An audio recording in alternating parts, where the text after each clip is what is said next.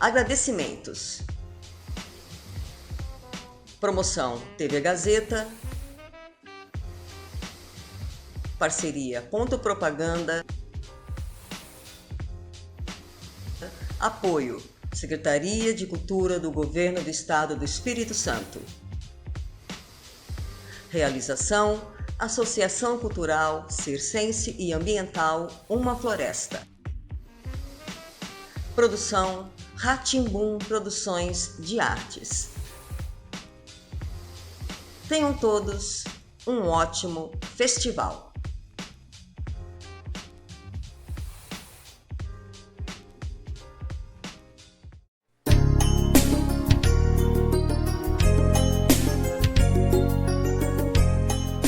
Pois é, falar da minha história com o teatro é uma coisa que me obriga a fazer um exercício mental que me leva até a infância, né, claro.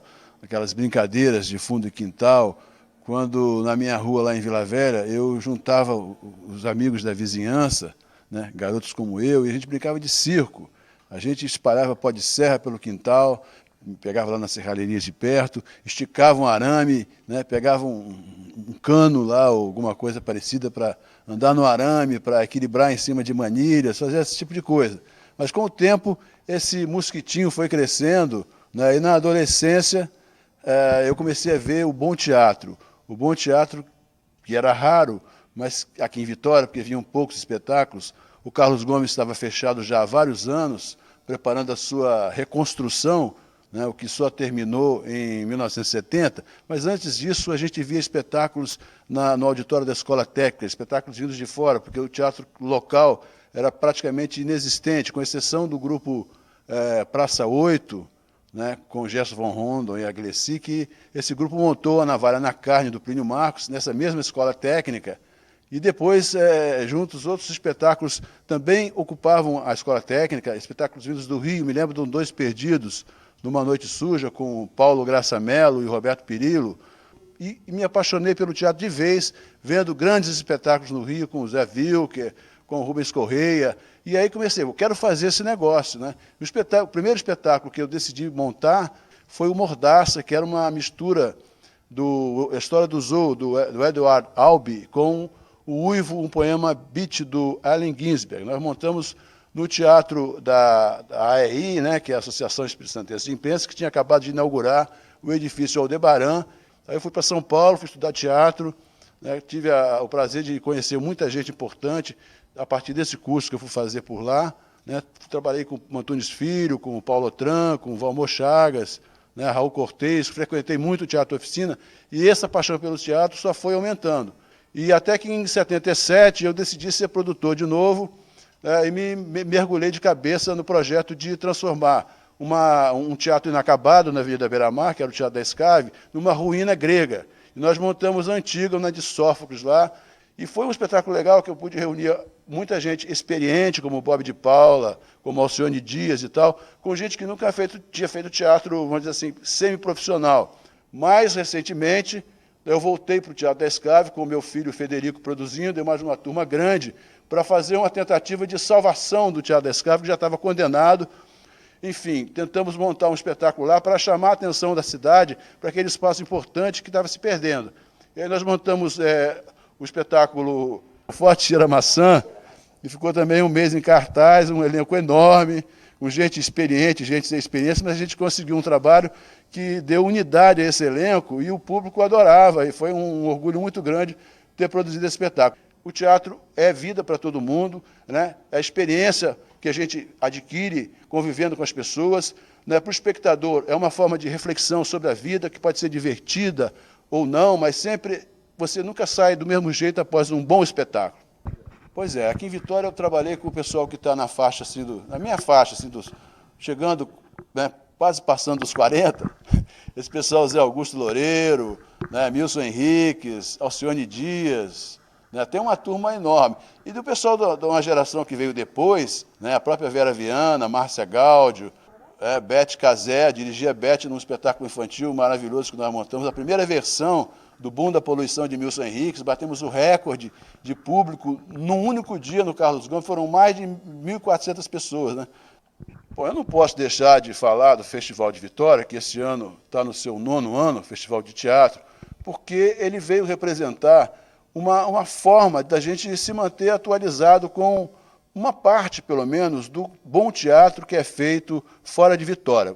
Nada contra os espetáculos locais, inclusive porque eu faço também espetáculo aqui em Vitória.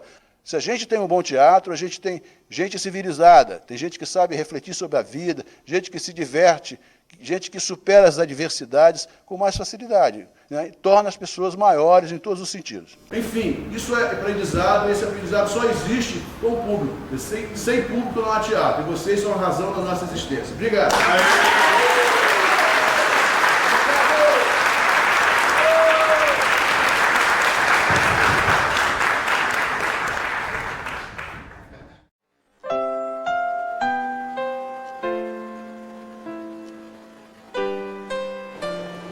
Bom, minha mãe começou a trabalhar no teatro logo depois que eu nasci. E ela era uma mulher muito corajosa e muito aguerrida, porque ela tinha que criar 2 filhos sozinha.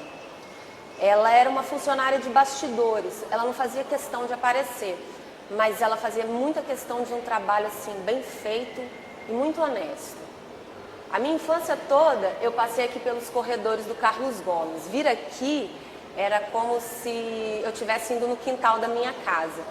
E eu tenho certeza que a escolha da minha profissão teve uma relação direta com essa influência, porque eu cresci nesse ambiente cultural. Então, a decisão de me tornar jornalista, tenho certeza que veio daí.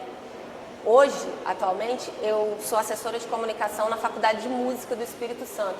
E eu acho que toda essa influência culminou nessa minha decisão. Mamãe gostava muito do que ela fazia e ela tinha muita segurança no que ela fazia. E ela ficava muito triste porque ela tinha que deixar a gente em casa nos dias de semana. No final de semana a gente vinha para acompanhar e acabou